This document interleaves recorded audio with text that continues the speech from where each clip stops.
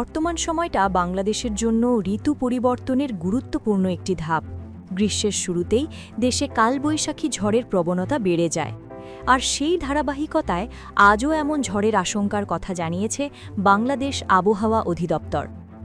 আবহাওয়াবিদদের মতে দেশের উত্তর পশ্চিমাঞ্চল ও মধ্যাঞ্চলে তাপমাত্রা ক্রমাগত বাড়ছে, যা বায়ুমণ্ডলে অস্থিরতা তৈরি করছে। এর ফলে বিকেল বা সন্ধ্যার দিকে কালবৈশাখী ধরনের ঝড় সৃষ্টি হওয়ার অনুকূল পরিবেশ তৈরি হচ্ছে। বিশেষ করে রাজশাহী বিভাগ, রংপুর বিভাগ এবং ময়মনসিংহ বিভাগ অঞ্চলে এই ঝড়ের সম্ভাবনা তুলনামূলক বেশি।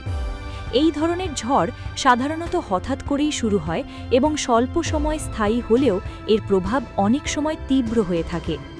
দমকা বা ঝোড়ো হাওয়ার সঙ্গে বজ্রপাত, বিদ্যুৎ চমকানো এবং ভারী বৃষ্টিপাত হতে পারে। কোথাও কোথাও শিলাবৃষ্টির সম্ভাবনাও উড়িয়ে দেওয়া যাচ্ছে না। এতে করে কৃষিজ ফসল, বিশেষ করে আম, লিচু ও বোরো ধান ক্ষতিগ্রস্ত হওয়ার আশঙ্কা রয়েছে। রাজধানী ঢাকা সহ আশপাশের এলাকাতেও বিকেলের দিকে ঝোড়ো হাওয়া সহ বৃষ্টির সম্ভাবনা রয়েছে। তবে এই অঞ্চলে ঝড়ের তীব্রতা কিছুটা কম হতে পারে বলে ধারণা করা হচ্ছে।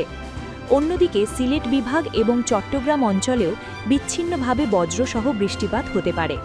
যদিও এসব এলাকায় পূর্ণাঙ্গ কালবৈশাখী ঝড়ের সম্ভাবনা তুলনামূলক কম, তবুও বজ্রপাতের ঝুঁকি থেকে যাচ্ছে। আবহাওয়া অধিদপ্তর জানিয়েছে, বর্তমানে বঙ্গোপসাগর এলাকায় কোনো সুস্পষ্ট নিম্নচাপ না থাকলেও স্থলভাগের অতিরিক্ত তাপ ও আর্দ্রতার কারণে স্থানীয়ভাবে শক্তিশালী ঝড়ের সৃষ্টি হতে পারে।